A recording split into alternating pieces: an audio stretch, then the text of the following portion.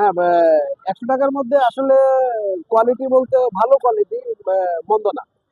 ১০০ টাকার মধ্যে আসলে এই খাবার পাওয়া উচিত না, কিন্তু এরপরে ১০০ টাকায় খাচ্ছি তো ভালো।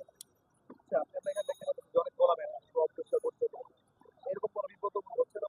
না, বা, অপরিচ্ছন্ন খোলা হইলেও তো তারা এই যে দেখেন, আপনি তো সবই করলেন, দেখলাম ভালো। এই যে ওখানে বালু টালু এগুলো, এগুলো অবশ্য নাই, কারণ আমি তো মাঝে মধ্যে খাই। আহ, ওরকম খারাপ কিছু লাগে না।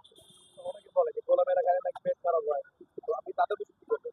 সবাই সবাইকে আসলে এটা এক একজনের রুচি এক এক রকম, মন মানসিকতা একরকম। আমি তো এই অধিকাংশ সময় খেয়ে থাকি, আমার এমন কিছু হয় না ইনশাল্লাহ।